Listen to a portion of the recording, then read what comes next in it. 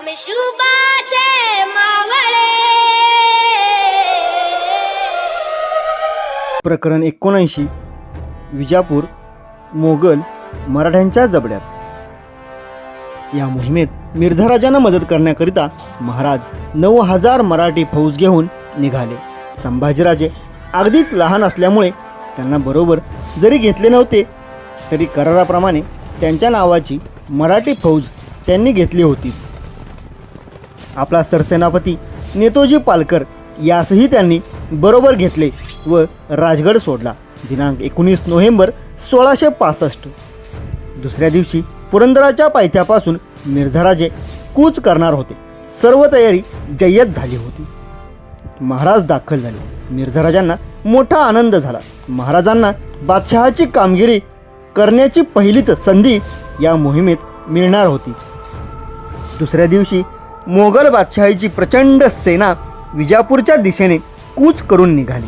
मिर्झाराजांच्या हुकमतीखाली दोन बाजूस 2 शिवाजी चालले होते. 2 शिवाजी म्हणजे कोण? एक खुद्द शिवाजी महाराज आणि दुसरा नेतोजी पालकर.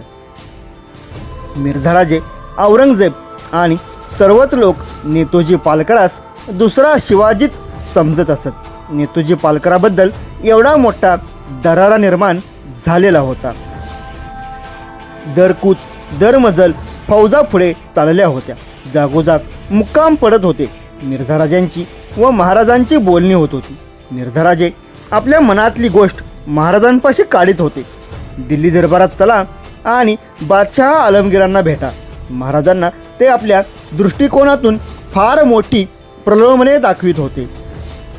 बादशहांच्या पूर्ण कृपेचा तुम्हाला लाभ होईल जर तुम्ही प्रत्यक्षच एकदा बादशहांशी बोलून भेटून आलात तर दक्षिणेतील आदिलशाही व कुतुबशाही जिंकून घेण्यासाठी बादशहांकडून तुम्हाला पैसा व युद्धसाहित्याचा हवा तेवढा पुरवठा होईल.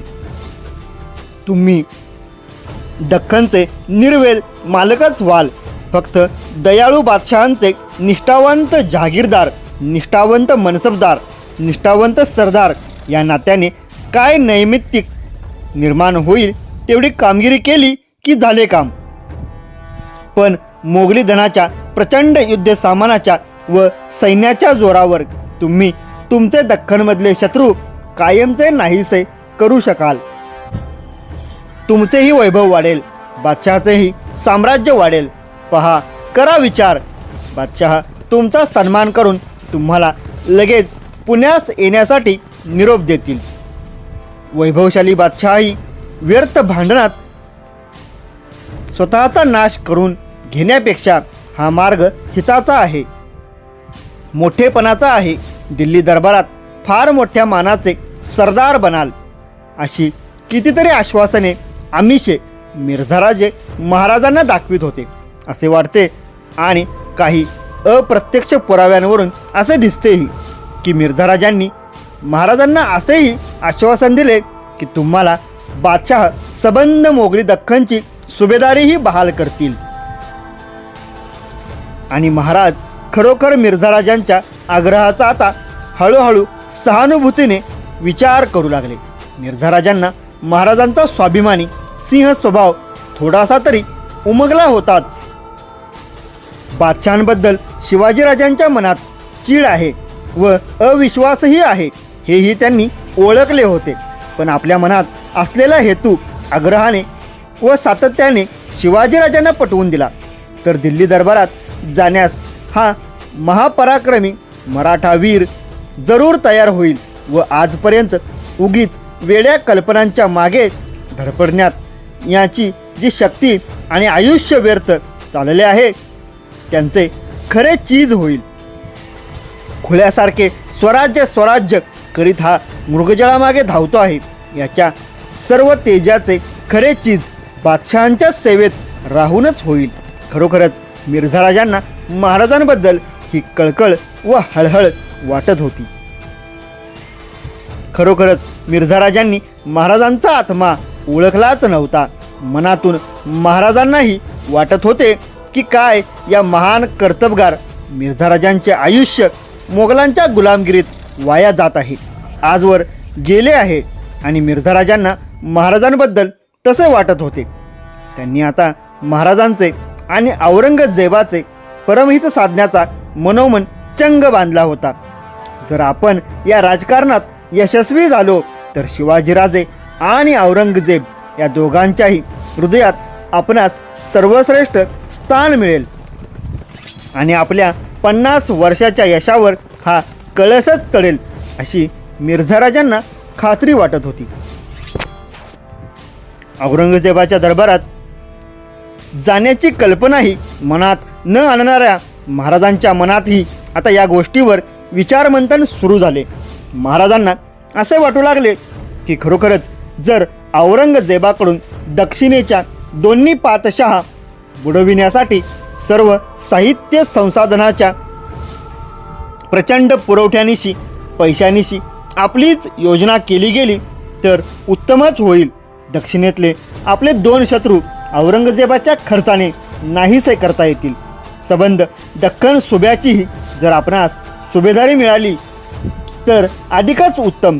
औरंगजेबाचा मांडलिक मनसबदार म्हणून प्रथम ताबा घेऊन स्थिर स्थावर करू, बळकट बनू आणि मग एका दिवशी औरंगजेबालाही उडवून लावून आपण प्रचंड स्वराज्याचे धनी म्हणूनच उरलेल्या मोगलशाहीशी झुंज मांडू.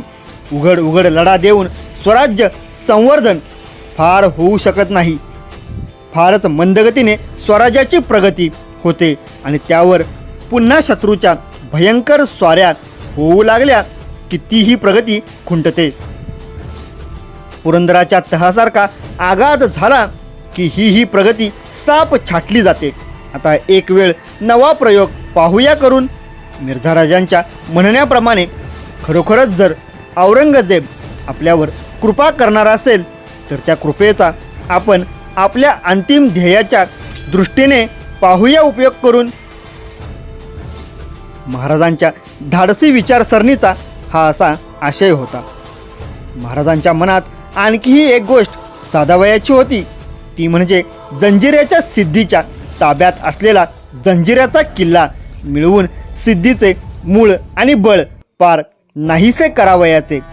आजपर्यंत महाराजांनी फारच मोठा प्रयत्न यासाठी केला पण यश आले नाही. औरंगजेबाच्या भेटीतून ही गोष्ट साध्य होणे शक्य नाही असे त्यांना वाटत होते. कारण सिद्धी आता औरंगजेबाचा चाकर बनला होता.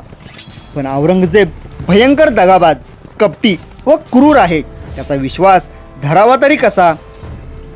परंतु स्वतः मिर्झा राजे आपल्या सुरक्षिततेची हमी घेत आहेत ना. त्यांचा पुत्र रामसिंह दिल्लीत आहे. रामसिंह आणि स्वतः मिर्झा राजे आपल्या प्राणरक्षणास जामीन राहत आहेत. हा राजपुताचा शब्द आहे. दगा होणार नाही. आणि प्रत्यक्ष जाऊन पाहूच या की एकदा मोगल दरबार आणि औरंगजेब हे काय प्रकरण आहे ते. आज 100-125 वर्ष झाली की कुठले कोण उपरे मोगल आमच्या मुलकात येऊन एवढ्या जबरेने हिंदुस्थानात राज्य करीत आहेत. पाहू तरी एकदा यांचे खरे अंतरंग. राजपूत यांच्यापुढे एवढे लीन बनतात आहे तरी काय हा विस्मयजनक प्रकार. एकदा प्रत्यक्षच नाडी पाहून येऊ. जमले तर राजकारण, नाही तर शिक्षण. सुखरूप येऊ एवढे वचन तर आहेच. मोगलशाहीचा अभ्यास घडेल, तो तरी खास वाया जाणार नाही.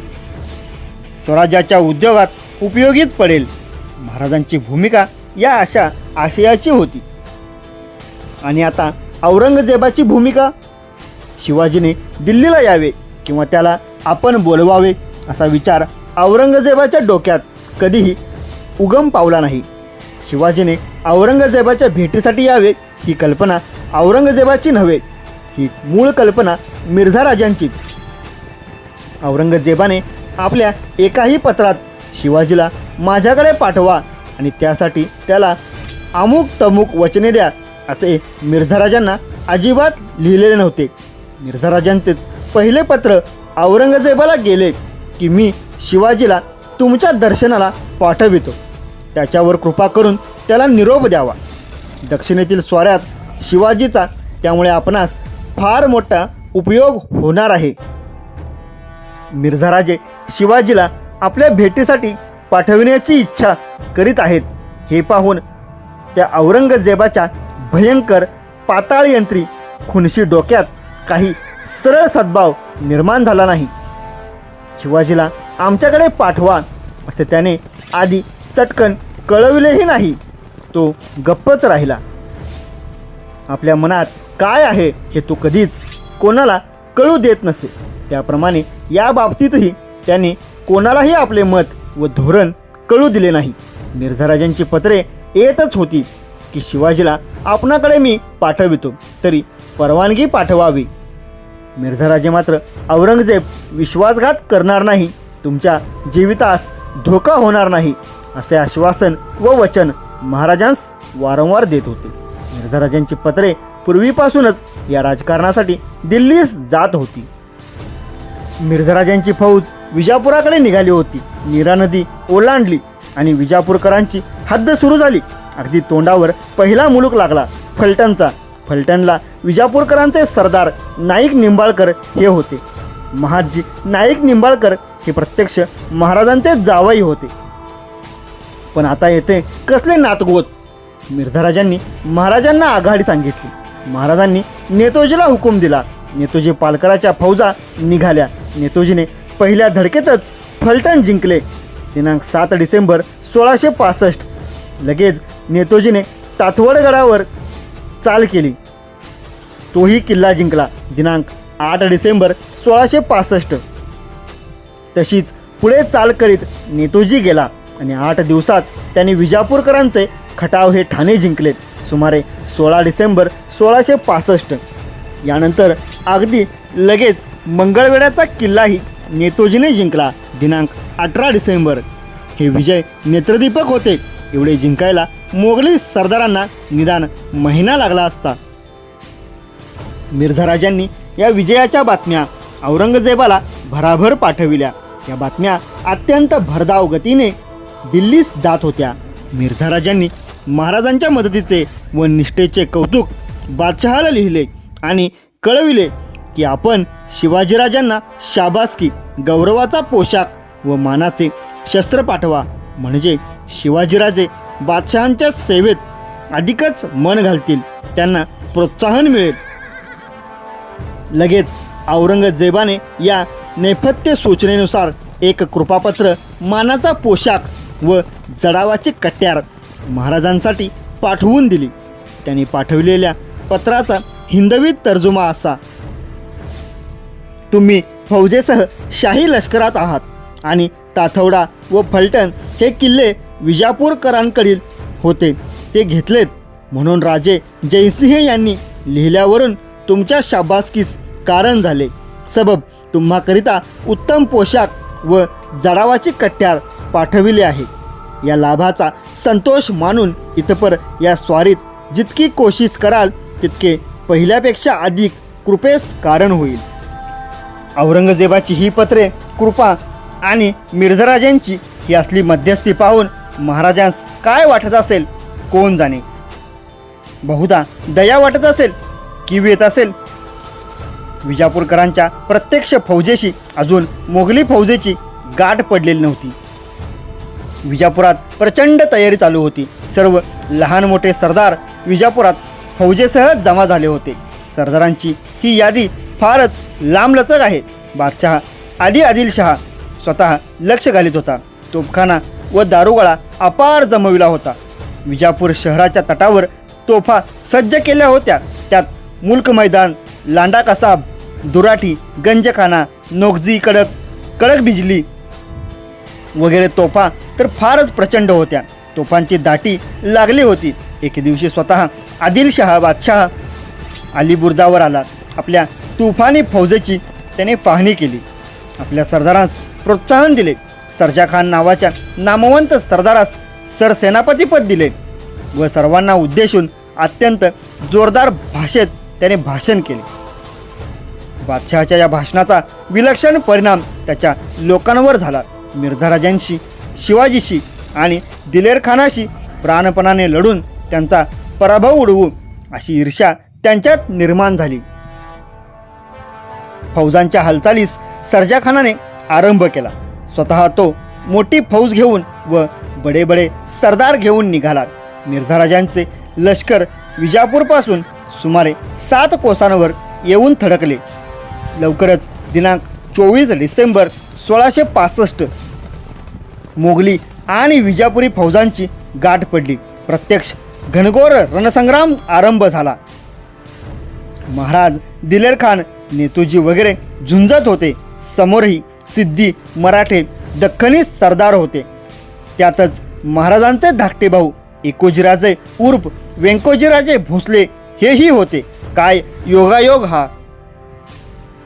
निर्णायक लढाई अजूनही पेटली नव्हती. रोज केवळ धावपळीच्या झटापटी झडत होत्या. कधी विजापूरकरांची तर कधी मोगलांची सरशी होत होती. जवळजवळ 10 दिवसांच्या झटापटीनंतर विजापूरकरांवर एकच जबरदस्त चढाई करायची असा बेत दिलेर खानाने योजला. दिलेर खानाची धडाडी, अविश्रांत व मनापासून मेहनत करण्याचा स्वभाव, त्यामुळे जरा अपयश आले की संतापाने त्याचा होणारा तडफडाट येथेही वारंवार प्रत्यक्षास येत होता. याच्या विरुद्ध मिर्झा राजांचे वागणे अत्यंत भारदस्त, शांत, गंभीर, विवेकी, धीराचे आणि जरासे संत परंतु निश्चित फलदायी होणारे असे होते. दिलेर खानाने चढाईची योजना केली. शिवाजीराजे, किरत सिंह, नेतोजी वगैरे सर्व बड्या बड्या सेनानींच्या विजापुरी फौजेवर चढाई करण्याचा हा बेत होता. शत्रूचा जर धुव्वा उडू शकलो नाही तर आपण एकदम विजापूर शहरास बिलगू शकू असा विश्वास खानास वाटत होता. तयारी पूर्ण झाली. विजापूरकरांच्या खाशा फौजेशी आपली गाठ पडू लागल्यापासून खान बारीक दृष्टीने महाराजांच्या हालचालींवर नजर ठेवीत होता आणि आतल्या आत जळफळत होता.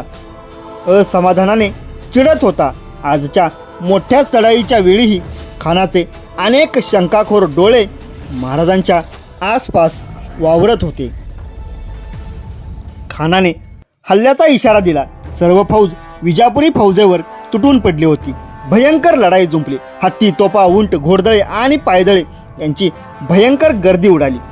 धुराधूर आणि आक्रोश एकमेकांवर ताण करीत उसळत होते. या तुफानात महाराजही हत्तीवरून तिरंदाजी करीत लढत होते. आजची ही लढाई म्हणजे दिलेरच्या पठाणी पराक्रमाचा आणि निर्धारित सेनापतित्वाचा विलक्षण आरेरावी यलगार होता. सुलतान ढवा.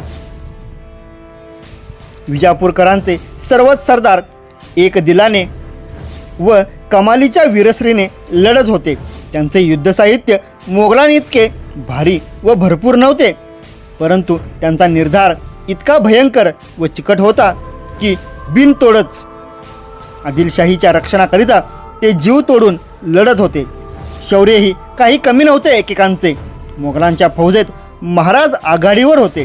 त्यांच्या फौजेत हत्ती बरेच होते. विजापूरचा शर्जा खान याने महाराजांच्या फौजेवर भयंकर हल्ला चढविला. तुंबळ युद्ध माजले. शर्जा खानाचा हा हल्ला खरोखर इतका जबर होता की तो महाराजांच्या मराठी फौजेला झेपला नाही. थोड्याच वेळात त्यांची फळी फुटली.